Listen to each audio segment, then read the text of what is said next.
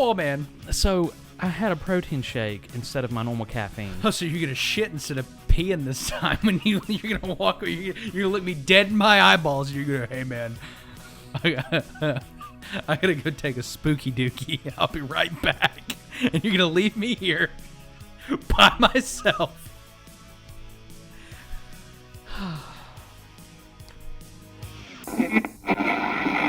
No one intervened on behalf of... Good. Get good.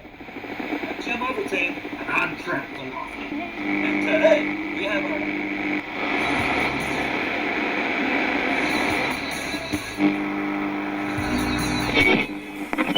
Salutations, good people. Welcome to the CS Podcast, where we create stuff. Or if you're Trey, Money! Oh, God. Create shit. I don't know, what if you had 60 chickens? An inch and a half, that's about that. It's about there. You said it with confidence. Hey, kid, that limp was pretty good, but that wince was money. He's had him throwing a goat, and in midair, he's just like, ah! Like, I don't know what sound a Barry Manilow makes. You know what a hawk sounds like, right? I do. It sounded like you were trying to say a word. Jody in the Soapbox is opening for Retro Garbage tonight. We gotta get there, man. We gotta get tickets. The first thing we're gonna buy with our gumball money is an animated butt. What just chaps your nipples? Like, what is it? What is it, boy? I don't know, son. It's just a joke. Gary Bankston. And today, we've got our hands absolutely full.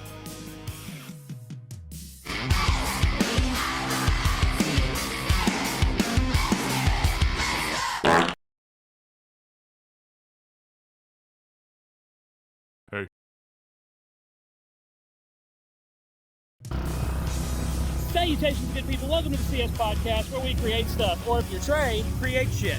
And today, we've got our hands full with whatever we're doing.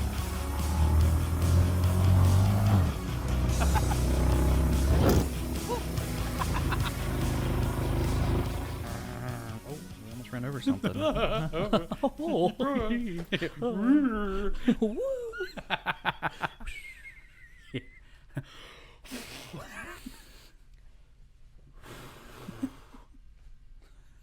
Hope you had fun, us on a four-wheeler, and welcome to the show. So what are we doing today, Josh, now that we're out of the way with that whole intro? Well, today, you and I have our hands absolutely full with yet another again. With another again content creator. I didn't Hot do the dog. I didn't do the intro myself. Past me did it. Yeah. So now I'm all verklempt. Yeah, well, you should probably get that checked. So today we're going to be talking about Kevin Zych. I'm going to assume it's Zych, Z-Y-C-H. I'm sorry if I pronounced that wrong. Now, Kevin's really cool. Kevin is an artist, an illustrator to be more specific, and from what I've seen on some of his other social medias, an animator, which is pretty cool. Now, I found Kevin on TikTok, and what really drew me to him was he's got like a 3-part series on how to draw. So a little bit of education there. His art's incredible. So we'll be diving into Kevin a little bit later on. But yeah, stick around. We're going to talk about that. We are going to talk about all kinds of stuff. We haven't. I mean, if you've been with us this long, you know that we don't really pre-plan all that much. We just kind of come on here and talk about whatever. But I do want to talk about Fresman. Our interview just dropped. Now, as of this recording, it is Tuesday. Our interview just premiered on Fresman's channel yesterday, which was Monday. Now, as of this airing, it's Friday. You guys are getting ready for the weekend. But, yeah, make sure you head on over to Fresman's channel. Check that out. You can go back to episode 24 if you need to, titled We Have an Interview to Catch. There'll be a link in the show description or the description on the YouTube video, wherever. That'll link you right to that interview so that you can check that out. Yeah, I just want to go ahead and throw that out there. Absolutely, go check us out there. We had a blast. It was a whole big thing built up because it took him so long to export his video. It took a week. To export our interview because we broke it. Yeah, we're just that awesome. There's so much content packed into that 1 3-hour interview that it took a week to export. Yes. I will say it was fun getting those little updates. You'd get Fresman would tag us in something, and I'd be like, ho, ho, ho, ho. Yeah. And it'd be like the first one, it was like 25% or something. And it was like 7%. Yeah. And I was like, oh my God. He's like, this took 6 hours or something. Yeah. And then like a day later, he tagged us and it was like 25%. We're like, oh. And then it was like 40%.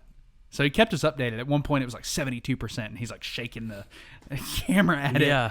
So it was exciting. We were like, when's it going to drop? When's it going to drop? When's it going to drop? Like, we're all excited. And it finally dropped. So Well, I was doing the math. I'm like, okay, well, by this estimation, it should be done sometimes around tomorrow. Yeah. So maybe it'll drop tomorrow, or maybe the next day. And then I see the premiere, and it's like Monday, which was like 4 days after or Yeah. something. I'm like, oh, come on, just drop it now.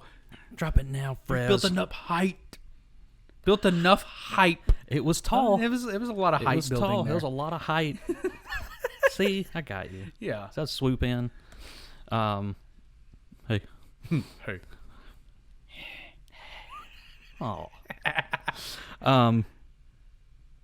No, we talked about, and earlier, you say we don't do a lot of pre-planning, but there's a lot of stuff that we talk about off camera that we end up talking about on camera. That's pretty interesting It's stuff. not necessarily pre-planning, It's though, not. because in my head, pre-planning is like going in with the expectations of, hey, this is what we need to talk about on the podcast. This is blah blah blah. That's just us shooting the shit in the kitchen. Mm-hmm. And it just so happens we go like we get all the way through this whole conversation and we go, hey, we should talk about this on the podcast. We probably should have went in there and hit record. Yeah. But no, we covered a lot today, which we've done this a handful of times. Yeah, a where number of we times. And on a Tuesday, which is the day that we record. And today I was like, I wonder if we do this subconsciously on purpose. Yeah. Like have all these discussions because we know we need fuel. We just are in podcast mode on Tuesdays, whether we realize it or not. Right. Yeah.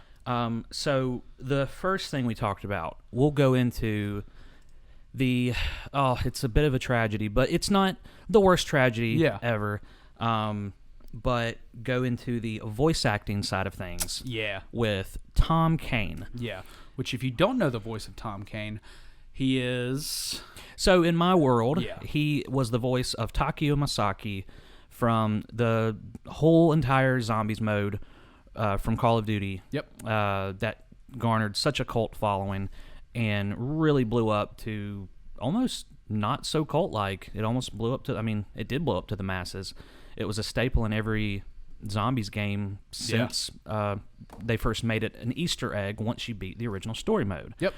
And that would have been about a decade now. Or, no, over a decade, really. It's been, So, Black Ops 1, which was my first game, had Tom Kaye voicing Takeo. Have we talked about that? I didn't realize that was your first game. Your first Call of Duty game. Well, I had played Call of Duties before that, but this was before... that was your first, Oh, that was your first online? I bought my house in 2010, and I just didn't have internet. And it sounds foreign for somebody to not have internet, but I really didn't need it. I think at one point I had internet on my phone, and then I really didn't need to have internet. But it was very common for people my age to have and play online. Yeah. Oh, yeah. It was just never applied to me for some reason. I don't know why. I was just focused on working and everything else, wrestling. That's fair. So it just wasn't a part of my life. But I would play video games, just not online. Just not online. So like Black Ops 1 appealed to me. Well, Zombies appealed to me because it doesn't have to be an online game. Mm-hmm. And so that would have been 2010. So that was my first, I don't know. I spent the most time on that game by far. That's fair. And that was not the first game that Tom Kaye had been a part of. So it would have been before 2010.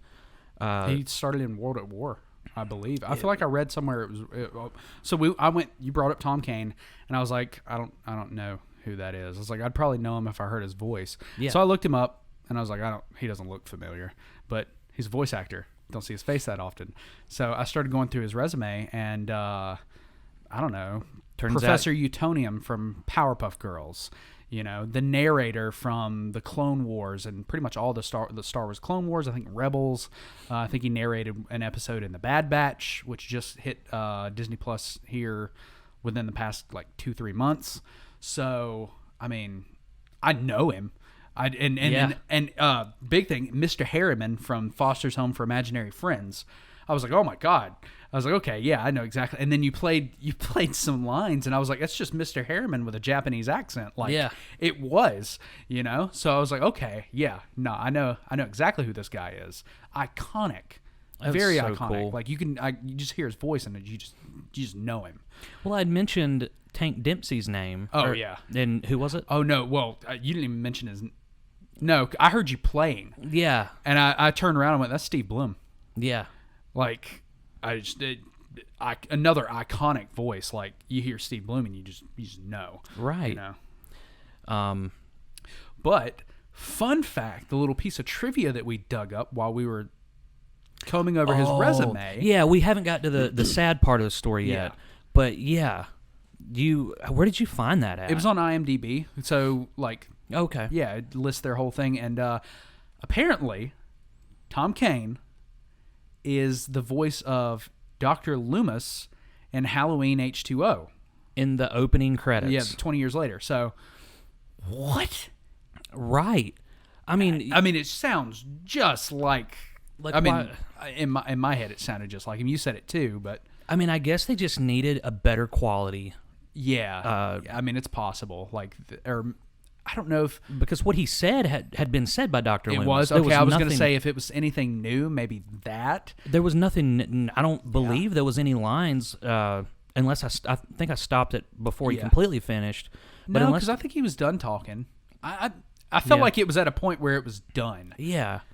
Well, if you're a Halloween fan, or a fan of the Michael Myers Halloween movies, and you know what film we're talking about, H2O, in the opening scenes... That's such a cool fact. Like, you know, it's not Dr. Loomis. It's Tom Kane. Unless there's any other part in that movie besides the opening credits, because we didn't comb through the movie, that there's a quote or something from Dr. Loomis that maybe those were Dr. Loomis in the actual opening credits. Yeah. And then there's another point. Maybe he's over the phone or something. I don't know. Potentially. Maybe that's Tom Kane. But at some point, he is credited as Dr. Loomis's voice in that movie. Yeah. So... That's so wild. Yeah.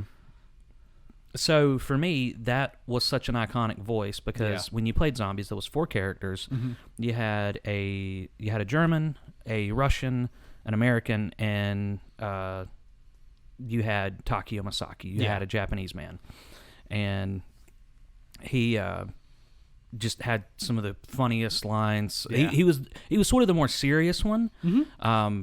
He was kind of the character that amongst my groups, you didn't want to get Takeo because he wasn't as witty as all the other ones. He was more serious. But without Takeo, there would be no diversity. There would be no... Yeah. Because the other 3 were really witty. So without him... He kind of grounds it. He grounds them. Yeah. And like just the quotes that we would say, because it's just fun doing the Japanese accent. It's just, you have fun doing it. Because most Americans can't do one really that well, so I think it's a challenge for them. But I think it's just an American thing. They just like to do accents. Yeah. Really, I think it kind of is. Because I don't know if I feel that if everybody else feels this way who doesn't have an American accent, but I feel like we're just normal. Like in I guess it's natural to feel that way. Well, I'm sure that people in other countries feel like they're normal because it is normal for them. I guess interesting is the word I'm looking for. Oh, you don't feel like the American accent is interesting? Yes, I could see that. But again, I mean, I'm the worst person to say that because it's because we've grown up in America and that's all we've really heard, you know. But it's fun listening, like picking up on the slangs and stuff from other countries, like I find it interesting that McDonald's in Australia is Macca. Oh, like nice. I think that's right, lady.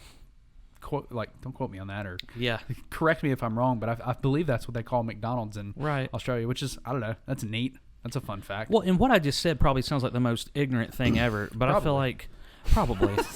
But I mean, like if you spoke with a Hispanic accent, I just feel like if I was Hispanic, I'd go Australia. That's kind of twangy and cool and interesting.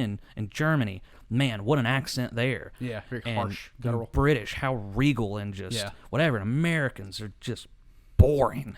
Yeah. I don't know. I just feel like that's it. But then I've Depends also on what you think about for the Americans, because or it's dumb if you get like people think about like Southern accents. Like there's a stigma around that you're just an idiot. Like, hey, how y'all doing? You know? Right. But yeah, lost my train of thought. Choo-choo crash. We're talking about Tom Kane. Talking about Thomas Kane. Tominald. Old Tominald. Yep. He so unfortunately I had to hear about this through good old Mr. Raffle Waffles on YouTube, a big zombie channel, and Tom Kane, I believe it was last year. Yeah.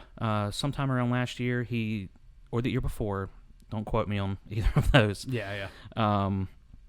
That he suffered a stroke, and his daughter was kind of updating the world about, his condition and how things were looking good and how he very well could make a full recovery and continue voice acting because he is an icon, clearly. Yeah. But it looks like now there's been a new update, and he's probably not going to be able to return to voice acting. She said he knows what he wants to say. You can tell. He knows where he's at. Nothing's wrong with his mind. There's just a disconnect there. There's a disconnect. I forgot what they called it. It was a very specific stroke that he had, and it's just about how transitioning from one word to another. Yeah. And then the bit of levity that she brought to this statement was that, well, he's an actor, so he's really good at charades. Yeah. He can communicate that way. That's good. Yeah, but... And I mean, who knows, speech therapy and stuff like that, maybe, like, nothing's impossible. Something could happen, and maybe he makes some weird, remarkable recovery a couple years down the line, And that would be fantastic. Yeah, but it's still, like, you hate to see it.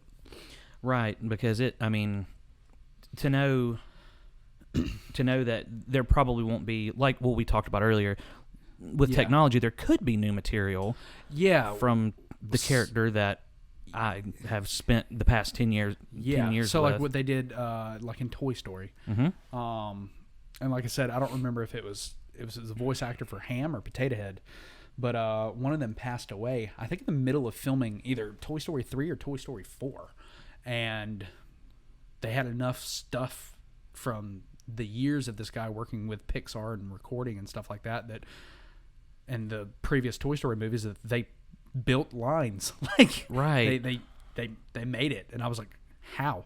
I don't know. It seems like such a weird foreign concept to me, but technology is where it's at now that they can do that, They can recreate new lines and, from old bits and pieces. It's wild. Right.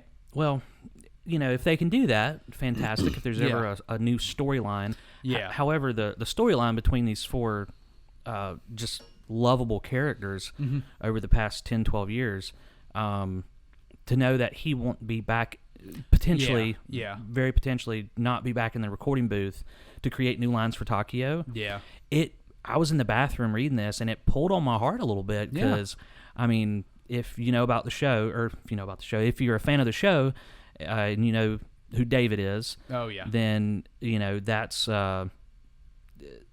like so many memories from him and I staying up late. Yeah, playing. Like we used to have a ritual. We would stay up until like right around midnight or 1 o'clock.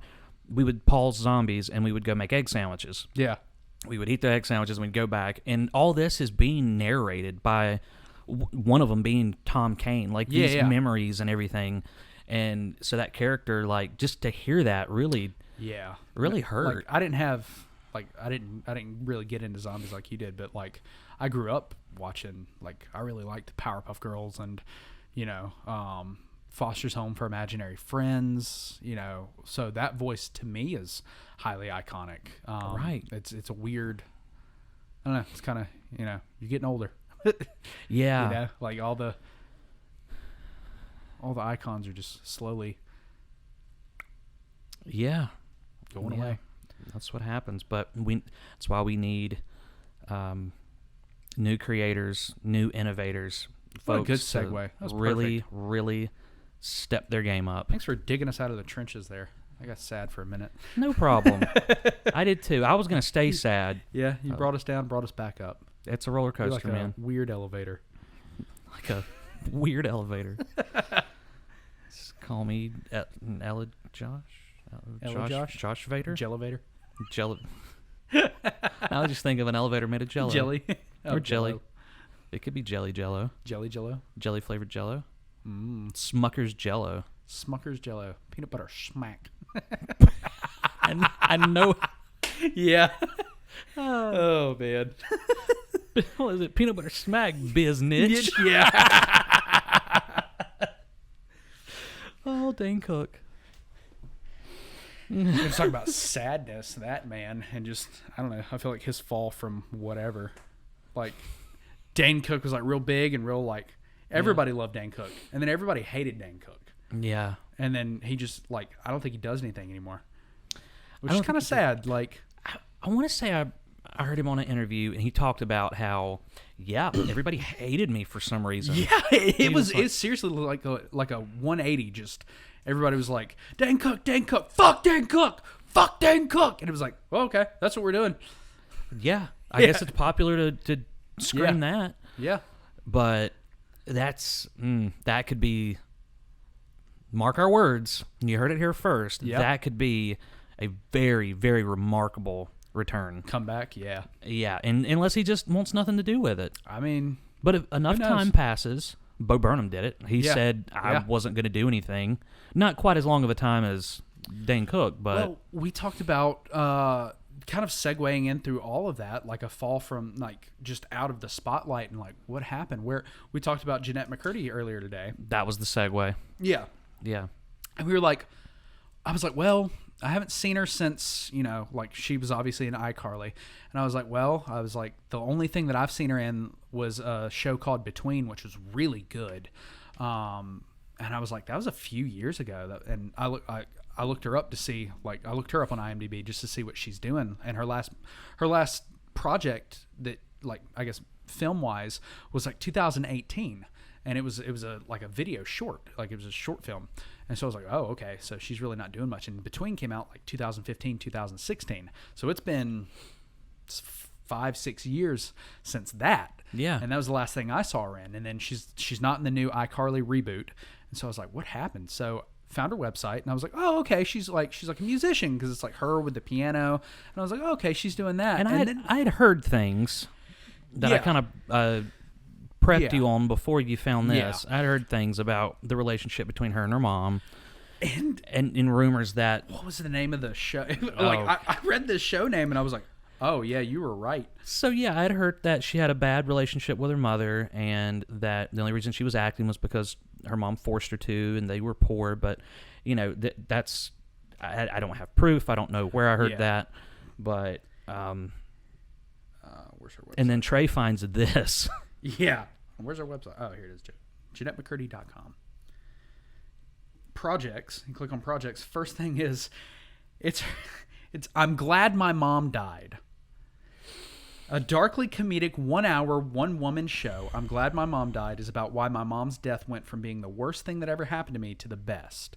And so, I don't know, to me, like looking at the poster for it, she's like real happy. There's like flowers on the ground. Or no, those aren't flowers. That's like sequins, I guess. Confetti. I bet it's confetti. And she's like sitting in front of this little piano and she's all smiling and real happy. And it gives me such a like, it seems like she's doing like stand up, like a Bo Burnham style, which she's not the first to coin that, but that's what I think of when I think of that style, like the music intertwined with like, the comedy and things like that. Yeah. Like it's very much that style. Yeah. And so that seems to be what she's doing. And then like scroll down not too far after that, like it made me feel really sad. Cause like after that you see, her podcast, well, she does a book. It's I'm Glad My Mom Died book. Then she has Empty Inside with Jeanette McCurdy, which is her podcast. And I was like, oh my God, like it makes you like, wow. And then she has, down here, The McCurdys, which is like a short film that I believe she directed, because it doesn't look like she's in it. But it's a dysfunctional Mormon family is defined by the mother's cancer and the daughter's career as a child actress. This is loosely based on my own upbringing. So yeah, I'd say you were right. Whatever you heard is pretty spot on. So I don't know, man. Like thinking about Nora, like I don't know. There's no way I could like, because what you were saying is her mom kind of made her do acting. Like she didn't want to do acting, is what you had heard. And it was either the whole thing, like getting into acting in general, or it was maybe a certain project, Like it could have been Sam and Cat or something after iCarly.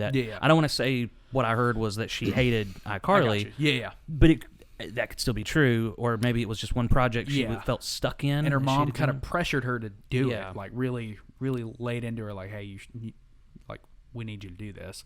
And I don't know, man, that's a lot of pressure to put on. I mean, if it was Sam and Cat, Jeanette probably would have been. She's a year older than me. I'm trying to think when Sam and Cat came out. She probably been like 15, 16, maybe 17 at that time. I'm trying to think when Sam and Cat came out, because iCarly ran for a while, but. I mean, even still at that age, that's a lot of pressure to put on somebody. Like, it's a lot of pressure in general. Like, hey, you know, like, we need you to...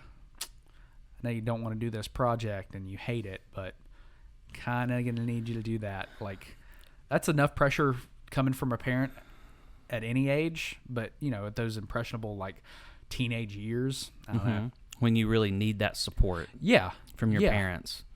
When you would like to think that your parent is the rock... and the foundation. And so for one of them to pressure you. Yeah. So like I don't blame her, man, early going age. out with the I'm glad my mom died show and stuff like that. Like she's venting. She's laying that all out, which as an artist, it's what you do, you know, as a creator. Right. So it was so funny because I'd made a joke earlier about I'm going to try to choose my words carefully.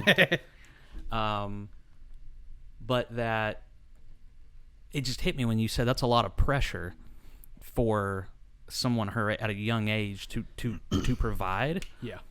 And then I was like, well, that just got a little more relatable. Oh, yeah? Yeah, if you remember my stories. So, yeah, I didn't even think about that when we were talking about that. Yeah. And I was like, and I said what I said, and now it just clicked again, like, wow. That's why I was like, yeah, it is a lot of pressure. Yeah. Just a bit. Just a bit. Just a touch. But on my paper I'm looking at, it says Dicks and Beans. Dicks, what the fuck? And that's all there was to that. That's literally all it was. Yeah. So I made sure to write those notes down. But I'm glad you wrote that down. Me too. It added so much to this conversation in this show. It did. That's going to be the name of the show. Episode 26, Dicks and Beans. Or episode 26, Josh gets us out of the trenches. Twice. Yeah, twice.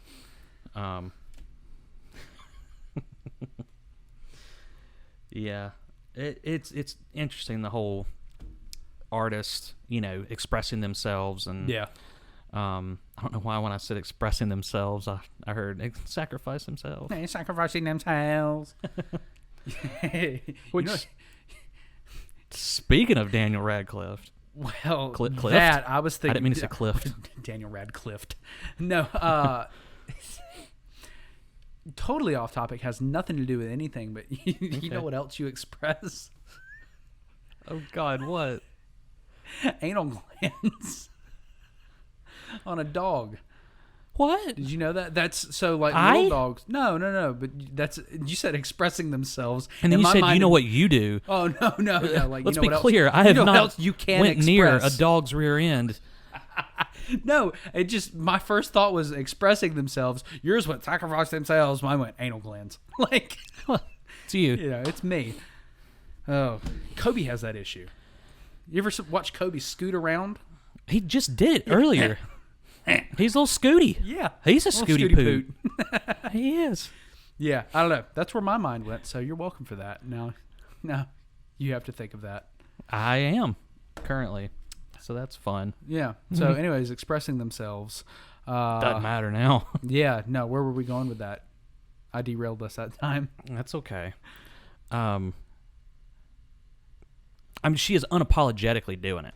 Yeah. With the whole, with the title of her special or show or whatever. Yeah. I'm glad my mom died, or I'm happy, or whatever.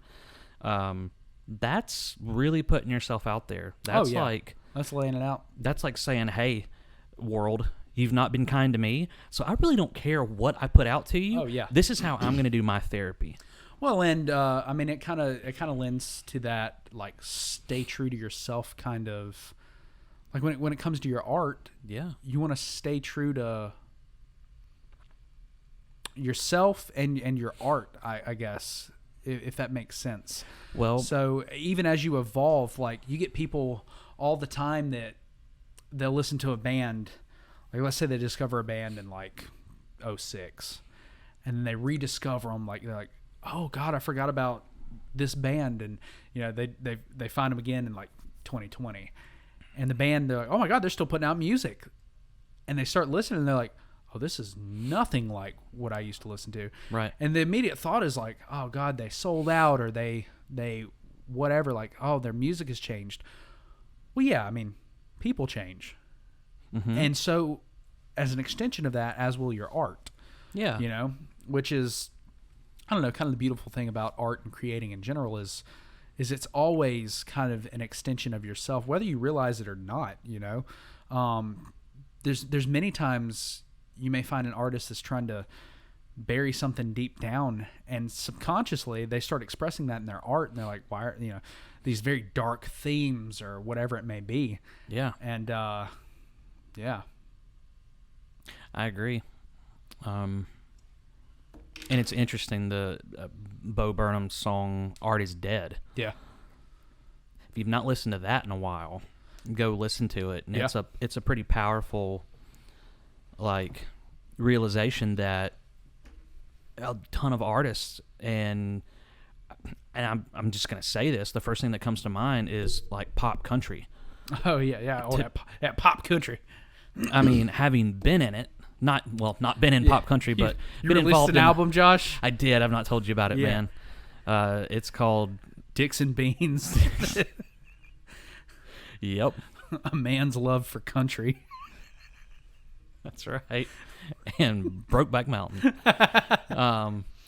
But no, after seeing, like, you talk about working for the radio station. Radio station. We have 5 stations, but our primary station, like our biggest draw, is a country station. New wave. I was saying country. Specifically, modern, what people would like to call pop country. Mm-hmm. So, yeah, like it's just, and you know what? It's entertainment. And that's great. If the people keep listening to it and loving it, there's nothing wrong with it. But it's very, like, even Bo, like, we keep harping on, like, talking about Bo Burnham, but even Bo Burnham has a song making fun of exactly that. And it's called Pandering. Yeah. So I think pandering and Art Is Dead go really good with each other. Yeah. Because, oh my gosh, it's the same regurgitated formula over and over. And there comes a point, I guess you have to draw a line. Some people are drawn to and like to make that kind of music. I'm sure there are artists, and when pop country first became a thing, there was probably an artist that wrote a song and was like that's what they wanted to write, and then it blew up. Yeah. It was evolving into something maybe a little more fun, and a little less about my sorrows. And so, like, you kind of have to draw that line between, because I'm sure there are artists that are making that type of music that love it, but there are just as many, if not a lot more, that make that kind of music that don't care for that kind of, like, they're not making the kind of music they like to bump, as Lil Dicky would say. Right. Somebody told them one day, you've got a good voice. Yeah. Try to sing with a country accent. Yeah. You'll get more listeners. You'll get more listeners, because that's really big right now. And you'll make more money. And it's so formulaic that get involved with us. Oh, yeah. You've got a pretty, because that's the thing with country artists and modern country artists. They're all very pretty. They're pretty faces. Yep. The men, the women, they all have very pretty faces. Yep. It's so marketable. Yep. And it gets all the girls in this area. And all they do is they walk in. They've got like a Monopoly board set up, and like phrases written on a bunch of dice, and they roll it, and that's the next country song. Yeah. And then they collect their money. Because all of the females for whatever reason, because it speaks to them. Yeah. Just like Bo said, they make you feel like they're and not targeting just you. There are men that listen to it too and really enjoy it. Oh, And there's you plenty. kind of run the risk like it bleeds on over into like bro pop country, like you know what I'm talking Yeah. about? There's kind of like I'm trying to think of the song. Like I've heard like you hear them on the radio. Yeah. It's still that kind of like that type of country music, but instead of it being like lovey and like sad, kind of like, oh, they broke my heart or whatever it is, it'd be like I'm gonna buy me a boat. Yeah. You know, it'd be something like that. So it's interesting. It goes for both of them. So what a perfect combination and what a perfect marketing formula to bring together the men that want to hear about singing about the boats, Yeah. and the women who want to hear about that same man who sang about that boat, Yeah. telling this little country girl that she's everything he's ever wanted. Yeah. So those two go on a date. They put on their best cowboy and cowgirl boots, Yep. put on their hats. The girls get in their shortest blue jean mini skirts. Yep. Guys get in their flannel button-ups. Yep. And They're both wearing hats and cowboy boots. and they hit the road to spend And they're 77 squatted fucking Ford F-150 Yep. that's lifted in the front. Yeah. You know, like 4 feet off the ground. And they hit the road to spend like $77 specifically on Bud Light between the both of them. Oh, yeah? Or Michelob Ultra. That's a very specific number. It is. That is not. I am not like drawing off of some experience. Okay. No. I was like, that was oddly specific, Josh. No. I would have expected $77 tickets. Right. Like that was, and then you were like Bud Light between the two of them. And I was like, okay, all right. No, that is not. I have.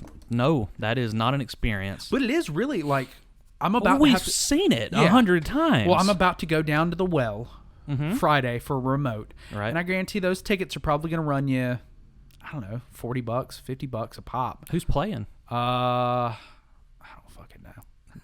I don't keep, like, I just show up to the well. Yeah. Josh goes, you're going to go out, it's a remote out at the well, XYZ is playing. And I'm like, okay. And all I hear is the well. Right. I know it's country because I'm going to be with Whistle. Okay. But I could not tell you who's playing. It sounds like we're crapping on country. Oh, no, I like country. I enjoy real country singers. And emphasis on real, because I don't appreciate the craft of somebody who's just following a formula.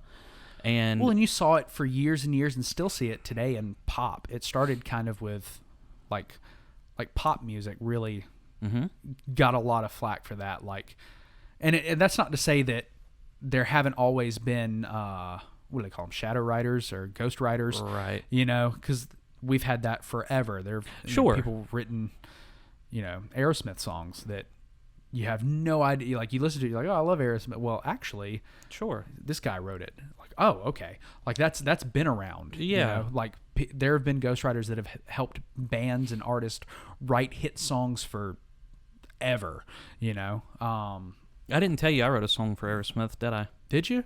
I did. Did it get played? They didn't sing it. Oh, I wrote one for them. well, good for you. Yeah. I'm sorry they didn't sing your song. Aerosmith, if you're watching this podcast, Josh has got a new hit single for you. It's called Dicks and Beans. Bean on. Bean on. Bean on. I put my mouth away from the mic for that so that I wouldn't. I was going to say, I appreciate it. They probably appreciate it a lot more than I do. I can tell you that. Okay. So, No, I appreciate old, and I've heard this from so many people. Yeah. It's like, I like country, I just don't like new country. yeah. I love the old school Travis Yeah. Tritt, Hank Williams. Well, just because it had feeling and meaning behind it. It wasn't pandering. It wasn't an empty, formulaic piece of shit, for lack of a better word. Yeah, we're normally not negative. Yeah. We don't get on here Yeah. to bash any creators. No. That's not what we're here to do. And again, if that is the type of music that you genuinely like to create, have at it. And Not empty, meaningless, pandering pieces of shit, but like empty. pop country, like the newer wave country. That's the kind of music you like to write. Have at it. Have at it. You sack of poo. You empty, pandering piece of shit. Oh man. No, and to be fair, I've sat here and just bashed it all. Yeah. There is a handful of them that when they come on, yeah, they're they're catchy. They are built specifically to be catchy. And you know something? He was right. Long neck, ice cold beer never did break my heart. Yeah. Never did. Well, it just wasn't jabbed in the right way. I guess so. But I was She missed. I was just sitting here thinking, like, we never negative, and then we're sitting here telling these people that these pieces of shit. Pandering. Yeah, we're pandering. We were at 38 subs, and now we dropped down to fucking. Somebody was about to hit subscribe, and like, oh, they called me a piece of shit because I like. So I like new wave country. Yeah, but I say that to say you should subscribe anyway. That's right. And leave a like, comment, tell us that we're wrong. Yeah, that tell new us wave that country, we're pieces of shit, and that we don't even have a niche. Leave a dislike. Do it. Do it, because we're pieces of shit. Maybe we should push for that for this episode. push Hey, the dislike? if you think about pushing the like, go ahead and hit that dislike. Yeah, just hit the dislike instead, please. Yeah, do Fuck it. me up, daddy. If you're on Apple Podcasts, leave us a review. If you're on Spotify, follow us. If you're on Apple, leave us a positive review. Yeah, 5 stars. Quote, pieces of shit. We are 5-star 5-star pieces of shit. Yeah. Oh man, Wow, we're in rare form. we are. We don't usually get this Critical. Yeah. Well, Unless it's to praise. I know. Let me check mark that off. We've hit 1 of 4 because I've narrowed it down to 4 instead of 5. 5 seems like too much. Yeah. 5 seems like we're over pandering to people. Right. I'm going to check the time really quick so I can make a note here when I do my little overlay down here. Oh, okay. Thank you. 42. Wow. 42. So I'm going to go 40 minutes. Subscribe. There's 1. Yeah, no, we are kind of in rare form. It's funny, we talked about this off the podcast, I guess. I don't think we've ever really talked about I Like Your Dinosaur. We haven't really talked about this on the podcast. I don't actually. There you go.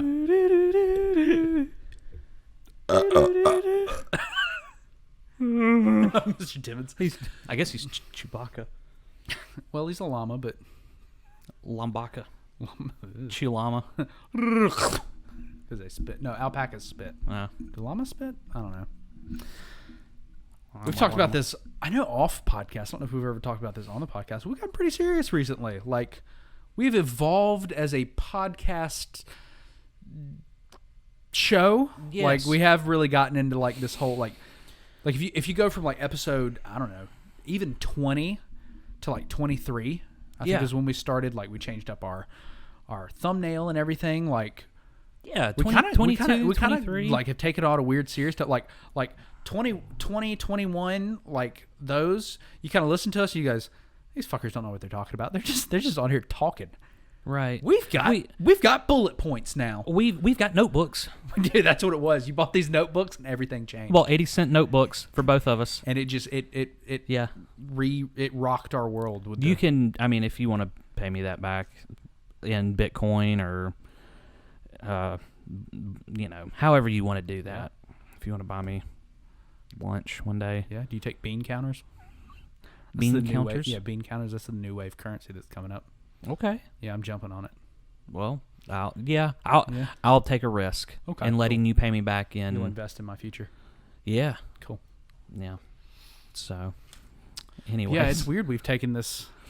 Well, It's earlier funny. you said something like how we don't really pre-plan. Yeah. But we sit and we're a listen to little more Titties and like Jordan Belfort and other songs, and like clear up what you meant by listen. we listen to Titties. Now, see, if Porn I'm for people that can't see, can't see the titties. well, you would. So if you're Just a bunch of listening, women just slapping tits together. well, see, if I was listening, that's Yeah. what I would think. Yeah. No, it's a song. It's a song. Yeah, it's what is it? Chris Calico and Tech Nine. Tecanino. Yeah, I think it's Chris Calico. I think But that's his it's name. just to put us in goofy it moods. really sets the mood. If somebody, I got this account key on my Yahoo. Yeah, I still use Yahoo. And so, like, I have to approve the sign in. And it always be like, did you sign in from an iPad? And I was like, I don't fucking own an iPad. And like, Oh. anyways. So, no. So, if you're out there and you're trying to sign into my Yahoo with an iPad, please stop. It's Ryan.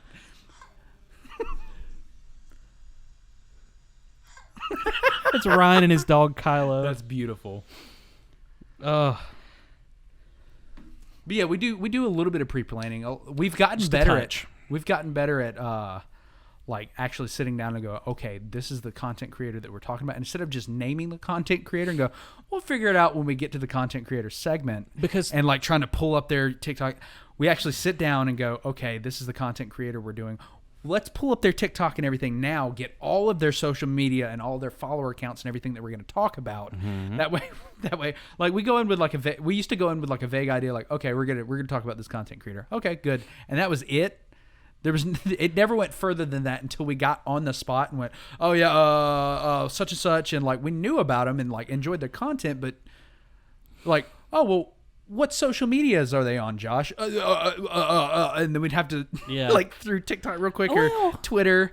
Like we would kind of have an idea, but we'd still have to pull it up. Like I couldn't name you what their, but like for instance, our creator today, I write down their Instagram name. Yeah. Like the specific handle, the specific, like if they have a website, the specific website address. Like I don't just tell you that they have a website. That way I don't have to go fumbling with my phone to try and pull it up. Yeah. I can give you the information right here. I can tell you that he has 103,000 followers on TikTok. That he has an Etsy and a website. I'm going to give us a little more. That's good. Yeah. I don't have LinkedIn written down, but I'm going to give us a little more credit than that, because if you think back to this episode, and like the prep that went into that, like making sure we had everything lined up. Yeah. There were some weeks where if we weren't as familiar with the content creator, we might not have had as much content to share with them. Yeah. But you were always good about, I feel like you were good about having the handles. Yeah. About having the social media stuff written down. And definitely not written down because I didn't have a notebook until like 4 episodes ago. So gotcha. Well, you had it on your phone. Yeah. Most of the time, you knew our content creator. Yeah. You know a lot of creators from different various walks of life. Yeah. So you really didn't have to. We didn't have to prep much. Yeah. Because you kind of led the way. Well, now we do, because we're running out of people that we know. We're having to, which is, I mean, I discover new content creators every day. Which is so much fun now, because I'm getting to learn about all of these people who do so many different things.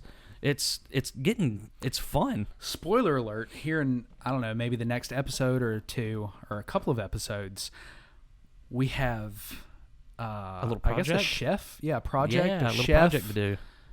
She does recipes. She has a website for recipes. So stay tuned for that. I'm really excited for that. We are going to make one of said recipes for you guys. Yes.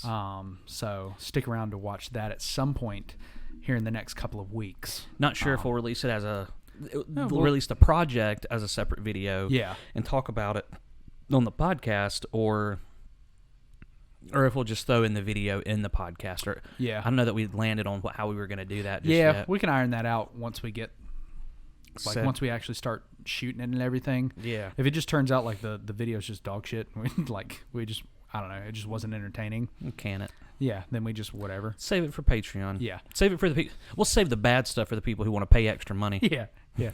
Hey, thanks for subscribing. Fuck you. Right.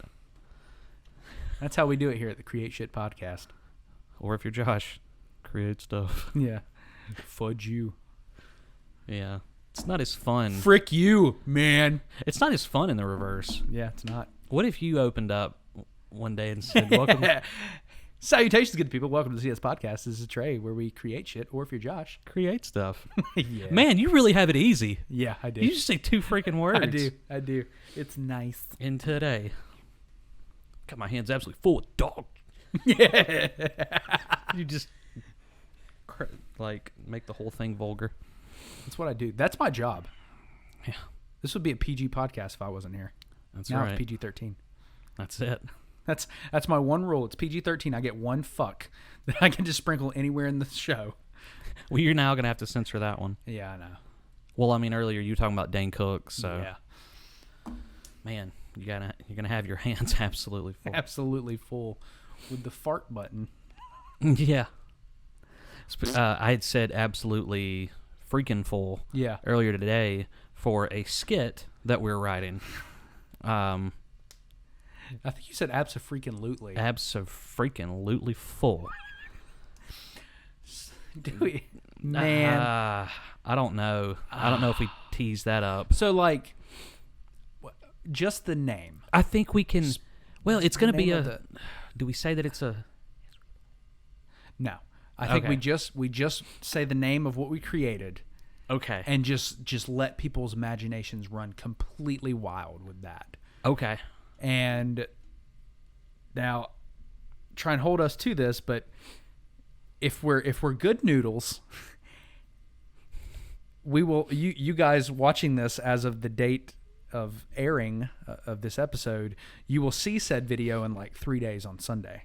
Ooh. If we are bad noodles and we just didn't fucking record anything and didn't shoot the video, you're gonna have to wait a little bit longer.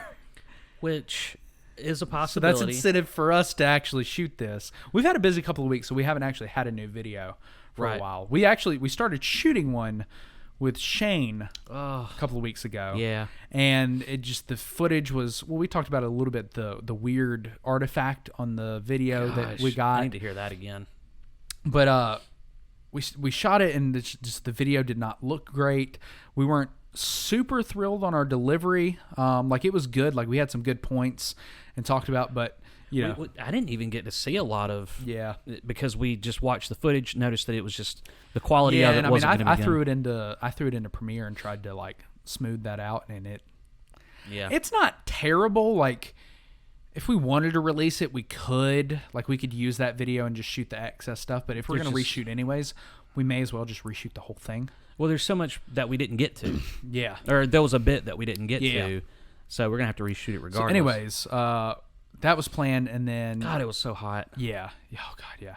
And then there was Labor Day weekend, and just a couple of things. I didn't have a voice for like a week. You didn't. So there was no way I could record. Like, we couldn't reshoot at that point because I'm doing like 50-60% of the talking, you know. Right. So, like, it's an even split between us.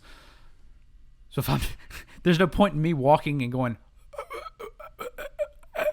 you know, because it's a shitty video. So didn't get that. Then there was Labor Day weekend, and so that's still on the back burner because we kind of have to coordinate with Shane and his work schedule to figure out. Shane, by the way, just cut his finger last night. Oh, how This bad? is the second time he's done it at work. How bad? First was at Zaxby's, now at Jersey Mike's. I mean, he somehow he was using the slicer and somehow cut under his fingernail. Oh my God. Yeah. Oh, that made my butthole pucker. He goes. Oh no. I was gonna see if he wanted to go to the remote with me on Friday. Yeah. I was like, "Hey, you working Friday?" He goes, "Yeah, 9 to 3. Why?" Just curious. He goes, "Oh, I was wondering if you need me or something." Did Mom tell you I cut my finger at work last night or no? Or no. I said, "Again?" He said, "Yeah, this time on the slicer and somehow underneath my fingernail. It's weird, but where I cut it, I took a chunk off of my nail off. Yeah, took a chunk of my nail off and cut fairly deep underneath the rest of it." I said, "Do you need stitches?" He goes, "I went to the ER, and they said based on where it was, they couldn't stitch the cut, and it would take 18 hours either way." He goes, "And by then the bleeding wasn't nearly as bad, so I just super glued it and wrapped it up." But that was pretty much all I did last night. Did you do anything interesting? I was like, I cooked and watched Barbie. In a safe manner. Yeah, that boy. So yeah, he's currently injured. Oh, no. And his work schedule. So, Which, whenever we do nail a time down, it's not going to take us near as long because we have the lines. we have the lines recorded. Yeah, but anyways, for this week's upcoming video in 3 days, barring that we have actually recorded it and it will be going live, I just want to leave you with this little piece. This is just a little nugget, and you can make of it whatever you want. I would love to see in the comments or on Twitter or whatever what you guys think the video might be about. Drum roll. We are talking about Spooky Dookies. Or yeah, I was gonna say Spooky Dukes or Spooky Dookies. Whatever. right. Either way. That's the original word I said. Yeah. You said spooky dookies was the inspiration. Spooky dukes is what we went with. That's right. So we'll leave you with that. We'll tee that up and leave it there. We'll teabag that up. Yeah. I watched you Teabag my wife? Yeah. In the kitchen. Yeah. At like with a teabag. Yeah. With a teabag. That's the caveat to that story. If you're too young to like, well, yeah, what else would you teabag with? Like, well, we're PG-13, son. Yeah. Go play Halo. No, I was cooking and I turned around and you went, hey. And you held up a little tea bag and she was sitting in the floor and you're like, watch this. And I was like, what's he going to do? And you kind of booped her in the forehead with it and like drug it up her face. Said, I just teabagged her. I was like, oh my gosh. That's what you get living in Casa de Caca. Casa de Caca. The house of shit. If ever we have future goals, we ever get like a warehouse or something that basically our own studio. Yeah. That's what it's got to be named. Casa de Caca. Oh, the house of shit. Yeah. It's just got to be. Like, there's literally no other name that we could call our studio but Casa de Caca. Casa de Caca. That's right. And that was birthed right here on the podcast. How beautiful is that? Just a beautiful little baby de caca. Baby de Caca. Oh. Little shit baby.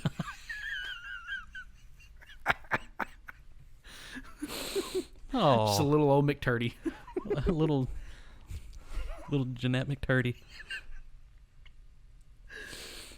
Oh, man. Whoa, man. Oh, man. So, I had a protein shake instead of my normal caffeine. Oh, so you're going to shit instead of peeing this time when you're going to walk, you're going to look me dead in my eyeballs and you're going to, hey, man, I got to go take a spooky dookie. I'll be right back. And you're going to leave me here by myself.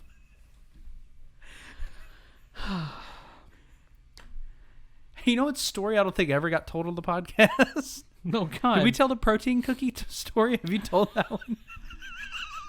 Because if not, I feel like now's a good time. You want me to tell the story about the time I may or may not Pantalones de caca. have let a little slip happen on accident. Yeah, it's just a good story. Since we're Due talking to about having shit, too much protein cookie. I feel like it tied in to what we were talking about. It applies to this conversation. Well, it didn't tie up my bowels, I can tell you Yeah, that. that's good. Oh, God. All right. Okay. If I'm going to tell the story, we should... Is it just like to help me feel more comfortable? Yeah, I'm just setting the mood, bud. You're just setting the mood. Yeah. So before we do so, we should probably ask you look, I'm going to do this for you guys and share this terrible story. Yeah. So the least you guys could do is hit that subscribe button. Leave a like down in the comment description bar and bang up that dislike button and I don't know. Give us a follow on Facebook at iTunes. Yeah. Well, we don't do Facebook. If you want to follow us on, I don't know, Grindr, you could probably find us there. Yeah. But I wear a bear suit. and my costume will twinkle. Girl, Apple Podcasts. Girl, it already does. Fool, what you talk about? On Apple Podcasts, leave us a review. Spotify, if you will throw us a follow, that'd be great. Where else are we at? Follow us on TikTok at OfficialCSPod and on Twitter at OfficialCSPod. Interact with us. Hit us up. Tell us what's up. We talk back. Yeah, we do. Talk to me. Us. We talk back.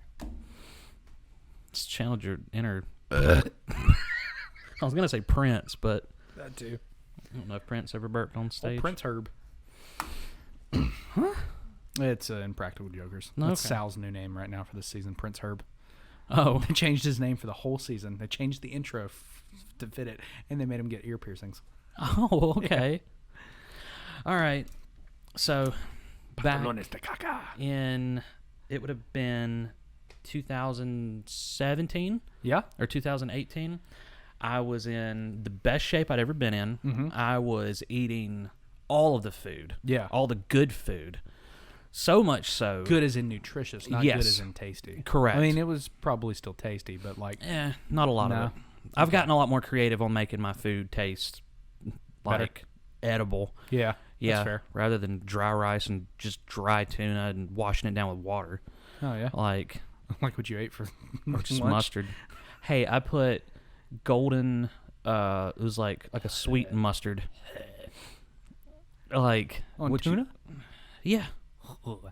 It's Which like I'm not a fish guy, so... how you would cook this would go really good with chicken. Yeah, it would. It goes just as fine with Chicken tuna. of the sea. Yeah. Yeah, that's fair. So Yes. well, it tastes a lot better than tuna by itself. Yeah, or tuna. What I used to would be tuna rice and then just regular mustard Yeah. to eliminate the calories. Yeah, that wasn't very good. Now, if you're in the right mindset of what this meal is going to do for me, Yeah. then it's a lot easier. Yeah. It's still not pleasant, but you get through it and you're happy with yourself when you get through with it. Yeah. But anyways, I was eating a ton of calories, like at least 3,200 calories a day. Yeah. And when you do that with good food, you're like, oh, I can do that with a cheeseburger. Well, if anybody can, you think Yeah, for yourself. Or, like, try doing it with healthy food, and it's really tough. Yeah, dude. I made 2 cups of rice one night when you were like, yo, you got to hit X amount of calories. Like, you factored in my weight and did all the math stuff, and you were like, all right, if you want to stay the same weight, you got to do like 2,500 calories. If you want to lose some weight, like 2,250. He goes, you want to put on weight, it's like 2,750 or something like that. And I was like, oh, okay. I was like, that sounds pretty good. I was like, I don't know how many calories I eat. And dude, trying to get to 2,250 was hard. I was probably getting like 1,800 calories or something. I was not eating. Well, they weren't empty calories. Yeah. They were nutritious, so it's going to be a lot more filling. Oh my God. And so I was like, all right, I've done this. Like I calculated it out and I was like, all right, I need one more meal. And I was like, I need like 500 calories or something. I don't remember what it was. And I was like, well, if I do this amount of chicken, I was like, I do 2 cups of rice. Like I'm good. God, 2 cups of rice. Good Lord, man. I poured it in the bowl. I made my rice. 2 cups of rice. I made my rice. I pulled that shit out and I looked at it and I went, oh no. I was like, I was eating chicken. I was going down and I was like, rice. Oh, It was so much rice. there's a balance there. I was just hitting numbers. The numbers, Mason. What do they mean? I don't understand, because that pizza you made, which is a healthy pizza, Yeah. like decent calories in that. Yeah, it was pretty good. Yeah, I didn't see. What you didn't see is how I used to eat. Is I'd be like, all right, breakfast, Cocoa Puffs, Yeah, and then I'd be like lunch, hot dog and like some chips, and then like dinner would be like 3 tacos, yeah. and that was all I would eat. Well, see, and with those tacos, you were probably having cheese and sour cream or all these Yeah. extra things that really pump up those calories. Yeah. Gosh, with just the Cocoa Puffs, the amount of calories that you can get from your whole milk, Yeah. man, a cup that's like 150 just from out of nowhere. And usually when people pour glasses of milk, they're not just pouring 8 ounces. Oh no. They're pouring probably closer to 2 cups. Yeah.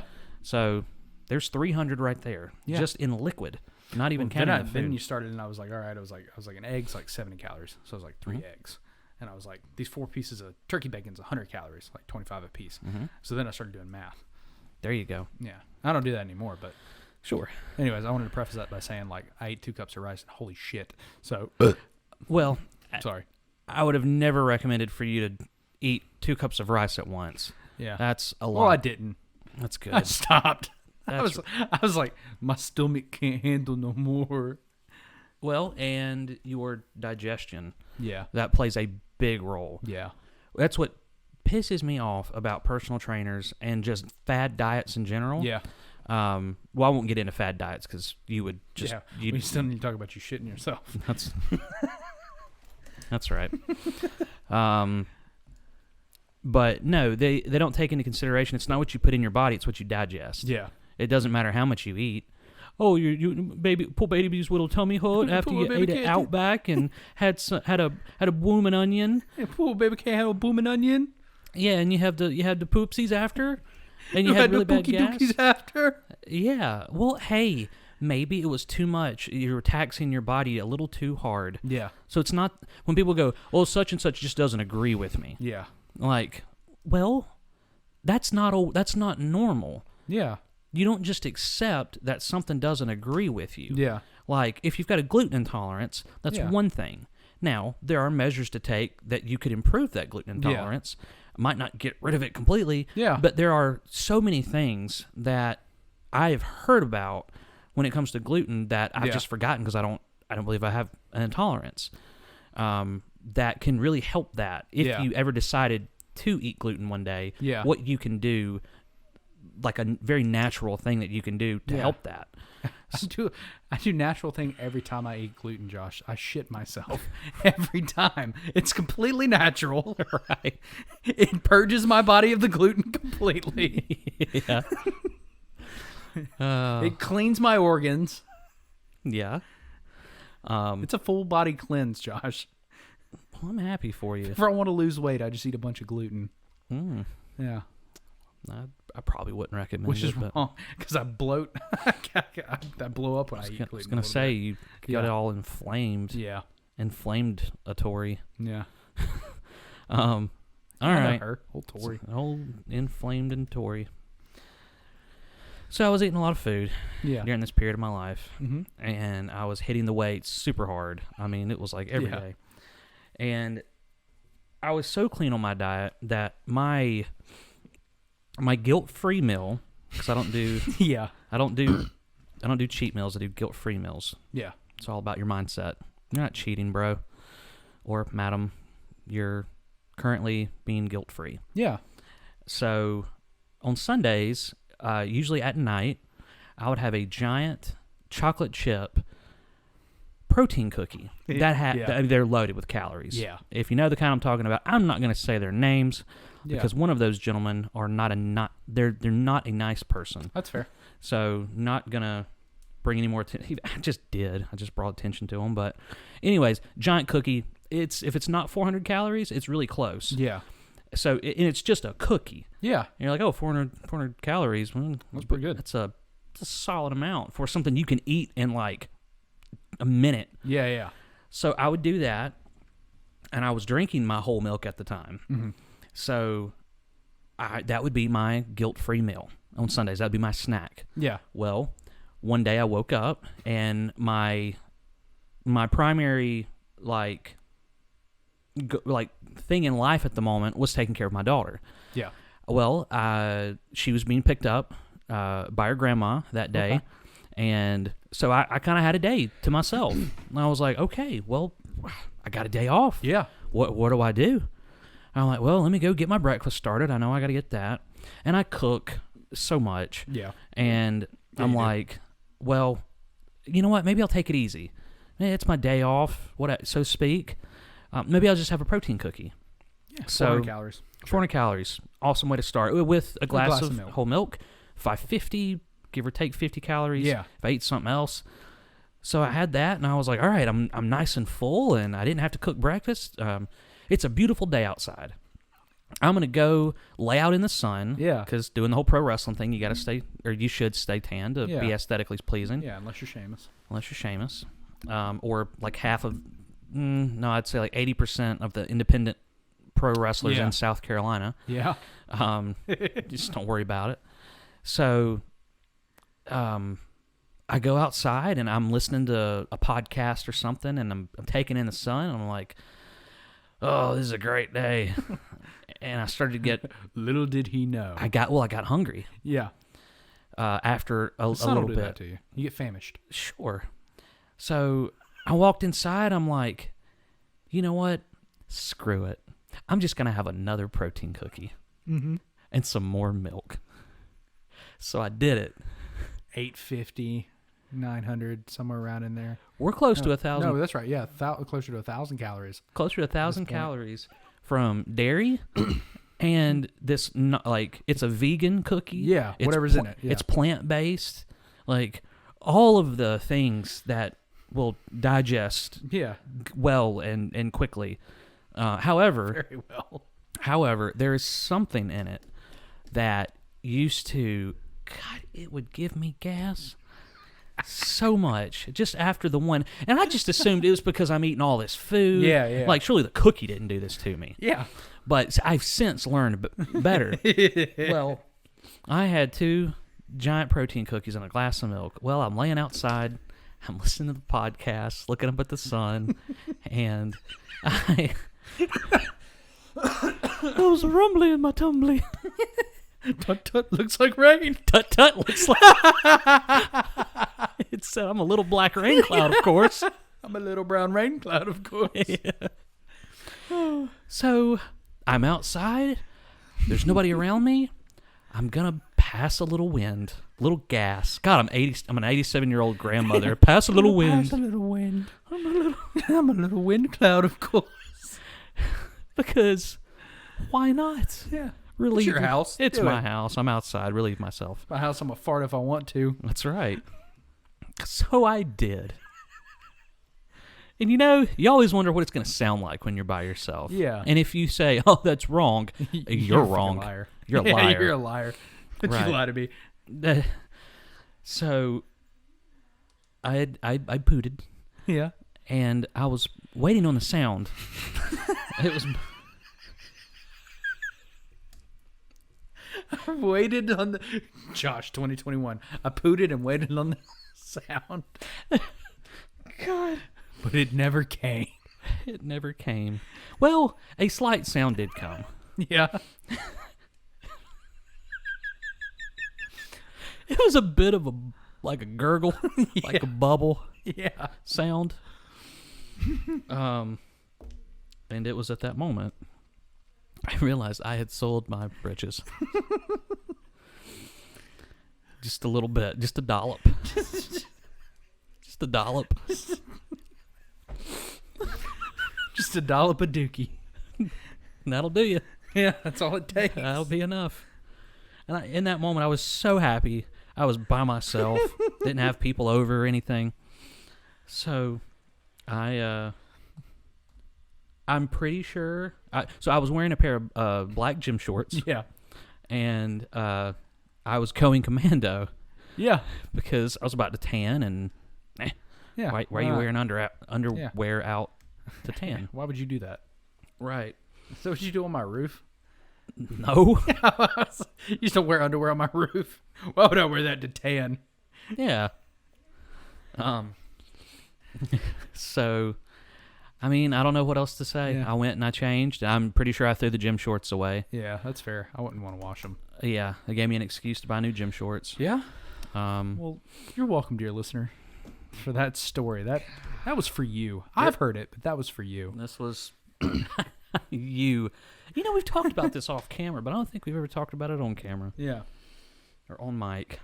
I don't think you've ever told the world that you shit yourself, Josh. God almighty. I think it's time they know.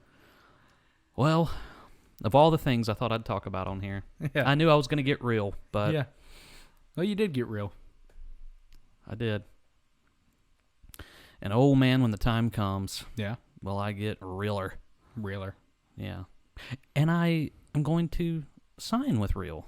That's what, yeah, Real that brokerage. Was a double entendre. Oh, I didn't see. Yeah, I didn't get it. You got real. I got Real.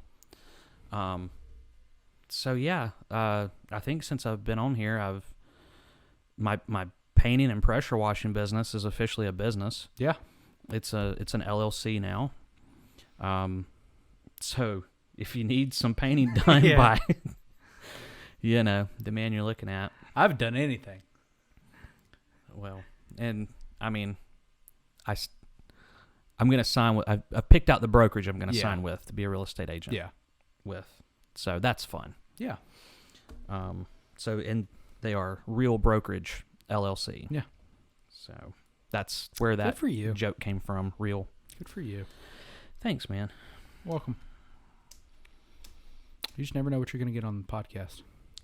talked about crapping myself and starting a business. Yeah. How perfect build up. Yeah, you're for hey guys, if you're interested in real estate or signing with real and you want to hear more about it and you want to talk to me about it, get past the shitting myself story and then I'll tell you all about it. Get past the self-defecation and who else would you want to do business with? Yeah. You're not going to get a more honest guy. Yeah. That's for sure. You're going to go work with that guy over there, the guy that poops himself. The guy who lies about pooping himself. Yeah. He is. We all remember that night in college. He got a little too drunk and pooped himself in the dorms. That's the thing. I've never done that. Yeah. Inebriated. I've just done it sober. Yeah. I don't have control of my bowels sober. I can't control my emotions. Well, did you call it. catch that? Okay. So, speaking of creating, Okay, I was like, I don't know what this I don't know, creating a business and shit. and Speaking of creating shit, there you go. Yeah. Hey, I did. I did. I'm a big boy, and I can do as I please. Give me a vodka martini with cheese. What? Just keep going. Okay. I assume that was a Wexay into our featured content creator. Yes, it was. Bless his heart. If he watches this whole These thing, guys are these guys. Oh no. Oh.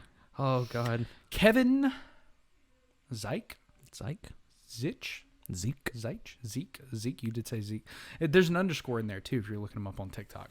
Sitting at 103,000 followers on TikTok. Kevin does, like we mentioned earlier, illustrations. He does animation.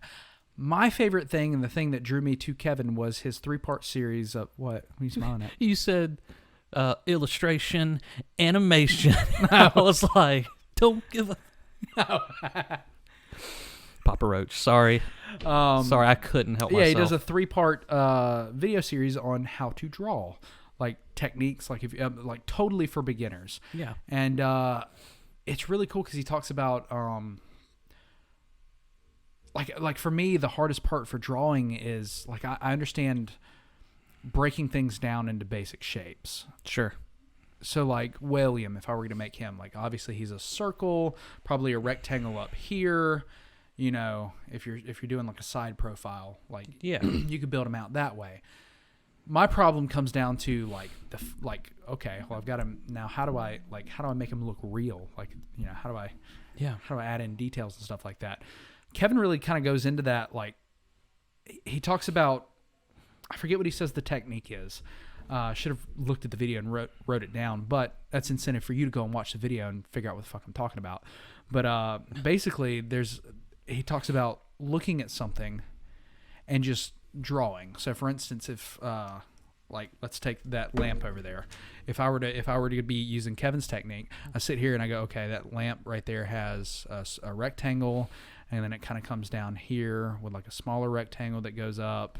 And then it has, and you never look at the paper, it has rectangles down here for the feet, like that, and they kind of come out, and then you've got like a line here for the thing.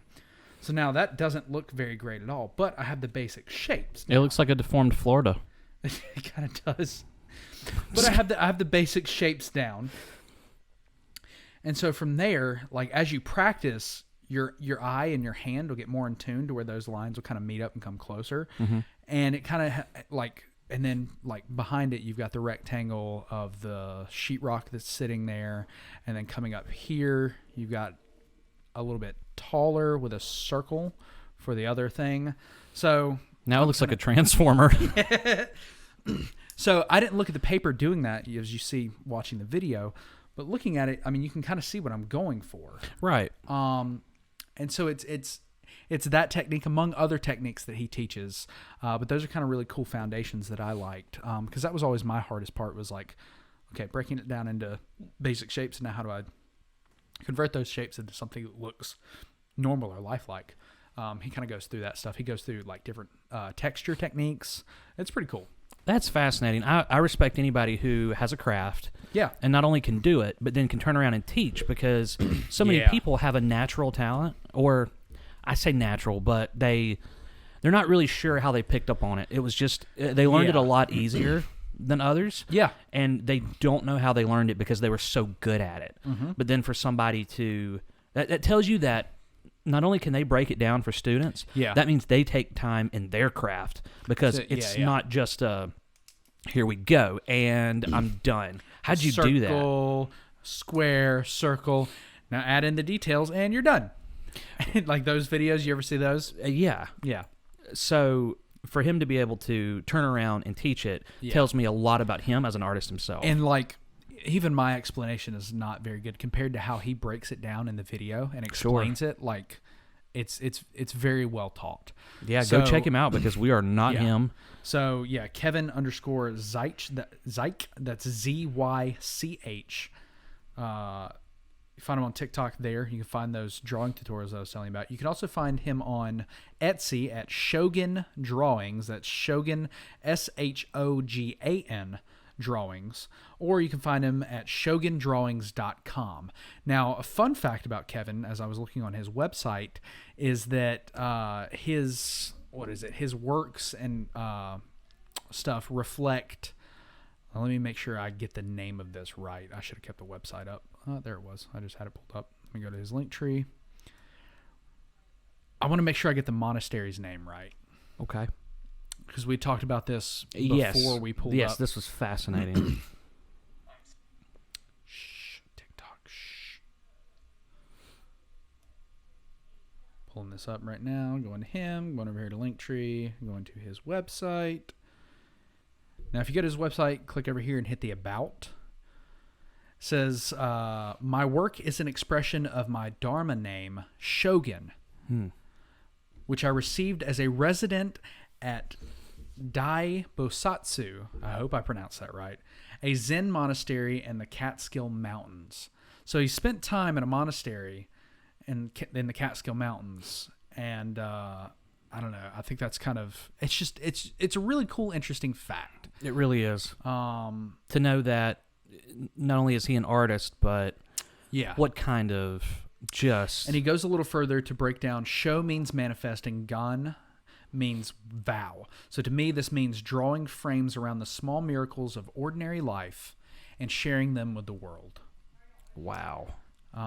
So yeah, you can go to his website, Shogun Drawings. You can find his portfolio to see all of his works. You can find he's got reels for his animation that he does. So really, be sure to check him out. I don't know if he's taking commissions or anything, but if he is, and you like his work, you're looking for some kind of, I don't know, a piece of art for your apartment or your home, or you're looking for your next, I don't know, for whatever your next project may be, head up Kevin.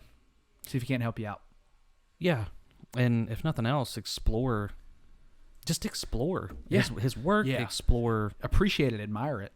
Right, because we were talking earlier about authenticity when it comes to artists and... I mean, how authentic? Art being dead and all that. But that, that's a big old breath of fresh air when it comes to creation in general. Yep. And just manifesting. Excuse me. Yeah. Good shit, man. What? I felt like there was a little more behind that. No. It was just a compliment. Good job, man. We're doing good. Oh, okay. We're doing work, son. I thought you were talking about my incident in 2018. Oh, that was a good shit, too. Yeah. Yeah. I guess.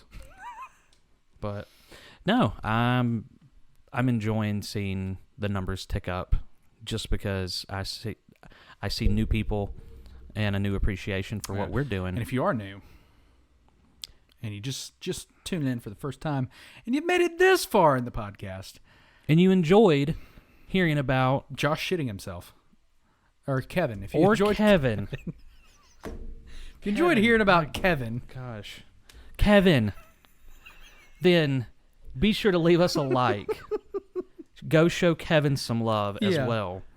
Subscribe to the channel so that you can hear about more featured content creators. Yes. In the future. Because we are always going back to the featured content creators. That's right. Always. So. Just checking time here. Yeah, we don't care. 126. Huh? Oh, okay. Yeah, no, just so that I can... makes it easier for my editing self later on. Love ya. Yeah, you're all right. Positive affirmations. Yeah. So, I want to thank Mr. Timmons for gracing us with his presence. He's normally not here.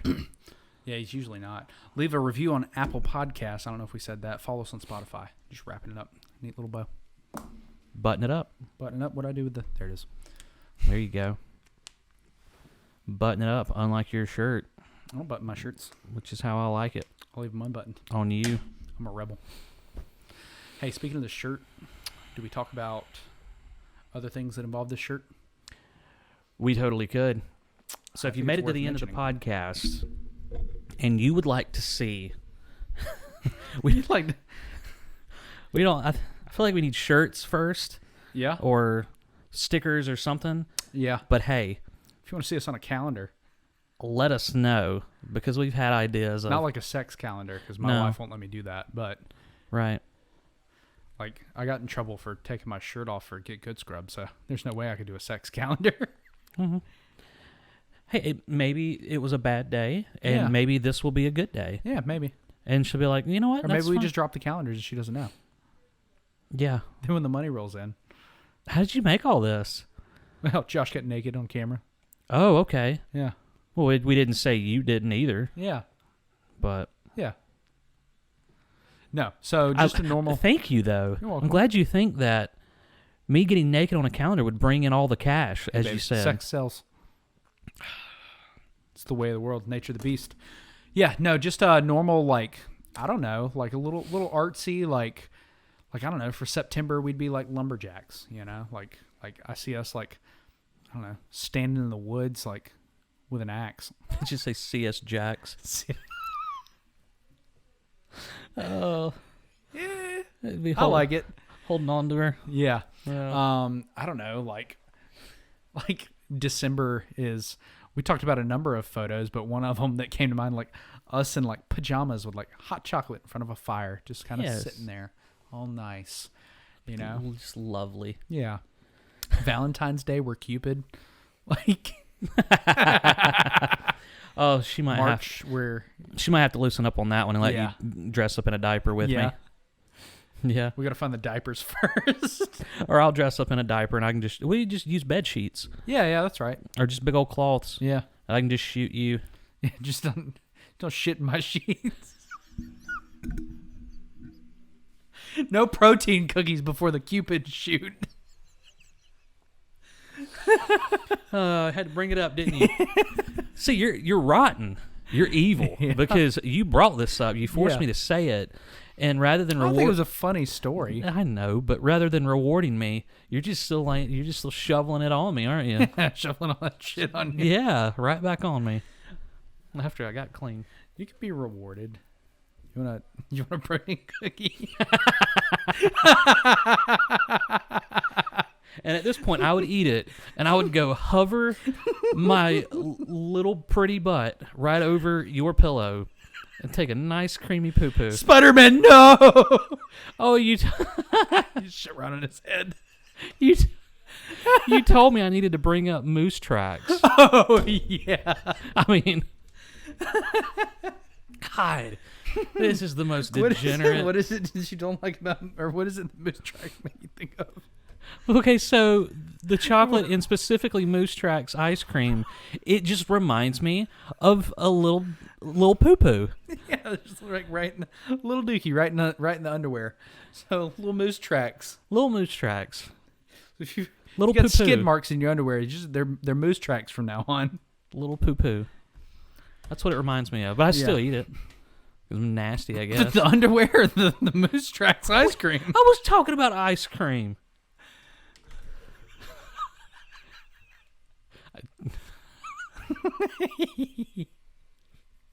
Man, this has devolved. Aren't you glad? Aren't you glad I didn't say banana? I've never seen a banana before. I'll have to tell you about that. Okay. I'll have to tell you about that, and I'll have to tell you about I've never seen a hot dog before. Okay. It's a pigeon who is Okay. saying this. I think it was a pigeon who hit a hot dog. Yeah. Or he found a hot dog. Yeah. Oh, There's pigeons too. Sure. Yeah.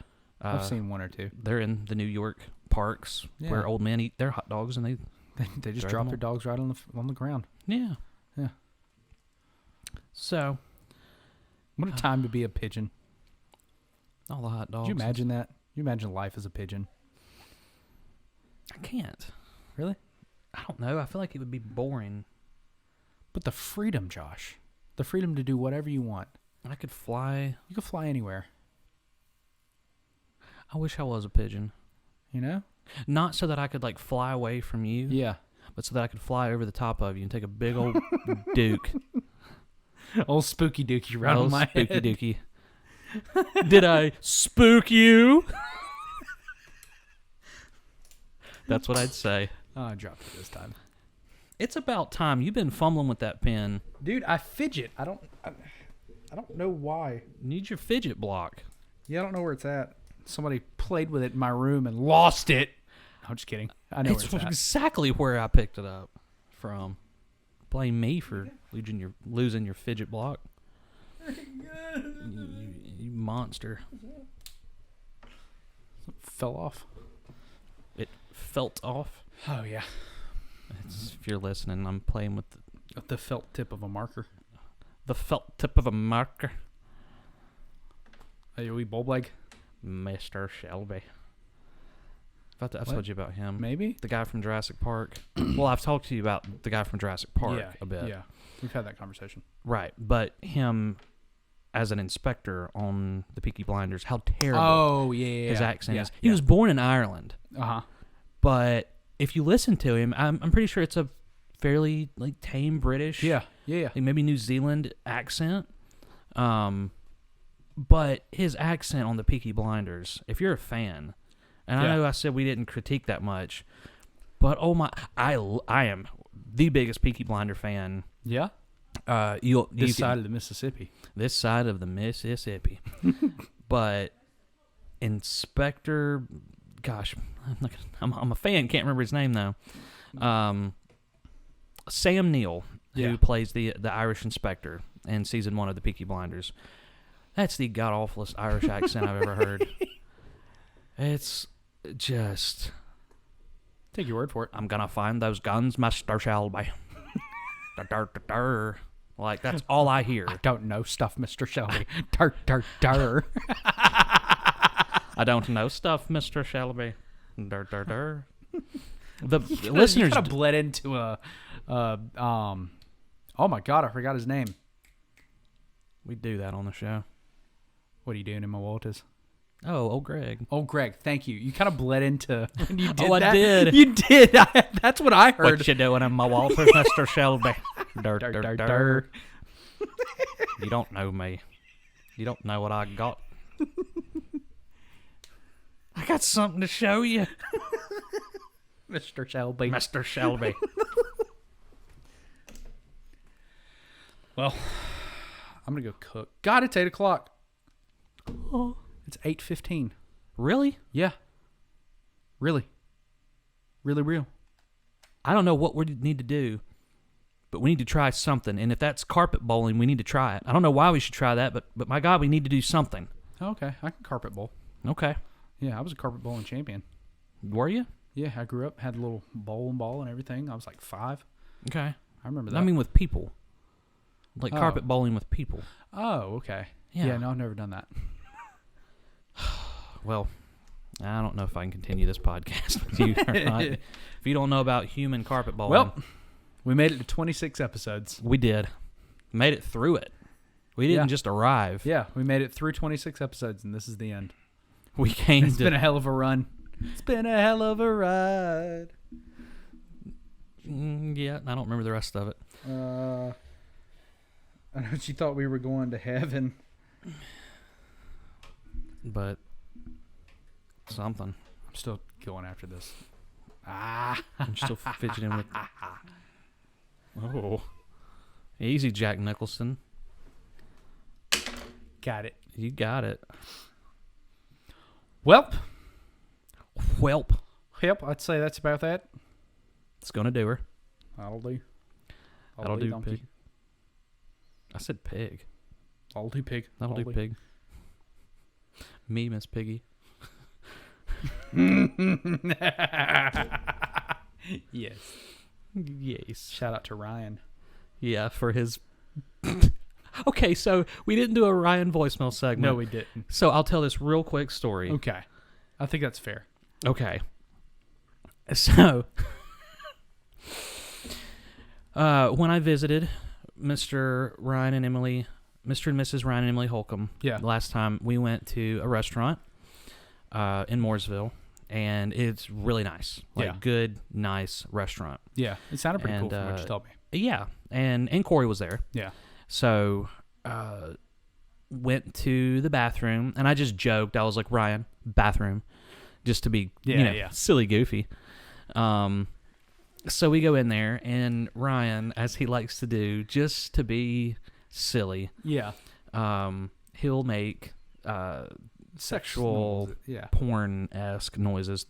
Your hoyas and what I'm going to get over in the world and make it a thing is so and very more obscene, vulgar statements that shall not be uttered in a public restroom. Right, perhaps especially in a fancy restaurant, an actor or actress of age would say in very specific scenes. Because they tend to announce their age. Like that's a thing in some of them. Yeah. So Ryan might have been doing an imitation of this in the bathroom. It was just him and I and one other person. Said person walked out of the door. Door shut. Yeah. Okay, we're by ourselves. I was at a urinal. Ryan was in a stall or something. Yeah. I think he was in a stall. I don't think he was in another urinal. And he starts and he's not quiet. He's going loud with it, kind of, because he knows there's nobody in there, and you can clearly hear the door open. I would love to be the person like. Do you imagine walking to the bathroom like you've got to pee? Like I can imagine me walking to the bathroom having to pee, hand on the door, and all I hear is oh yeah, and I'd be like, I could probably hold it. Yeah, I'll just wait. So I think it's preoccupied. Yeah. So and it's just a men's restroom. I know. So Ryan's making these noises. I'm chuckling, and then he stops, and then we hear a third voice just go, that was pretty funny. Some random dude dressed up nice I don't know how he crept in there, if he was in an area we didn't see him. It's a small bathroom, so I don't know how this happened. Yeah. And Ryan, I'm pretty sure he just says, "Oh, my bad, man. I was just being goofy." And he's like, "No, it's all good. It was pretty funny." And I'm trying to keep my crap together so much. I get out of the bathroom and lose it. Get back to the table with Emily and Corey, and I'm like, y'all will never believe what happened. This is hilarious. And Ryan sits down and he's like, oh, man, he kind of didn't care because he's like, the guy didn't care. Oh, yeah. So shout out to you, random pisser. What if it was the owner of the... He's like, hey, they're having fun. Yeah. Having fun at my restaurant. They come into my establishment and have all this fun. Like, place needs to loosen up a bit anyways. Yeah. Just like my dad told the captain, hey, while you're up there not doing anything, why don't you pass me that wrench? Yeah. I'm sorry, Captain. Nope, you're the only SOB that I've seen doing any work all day. It's all good. Yeah. At ease, sailor. All right. And on that note, I've been the Scottish Hush Puppy, and I've got some food to go eat.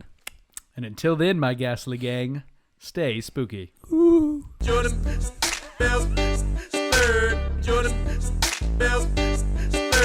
Create shit. Build anything. Make it real. I've been getting dirty money, Jordan Belfort. Stacking penny stocks while I'm flipping these birds, sipping on Ciroc.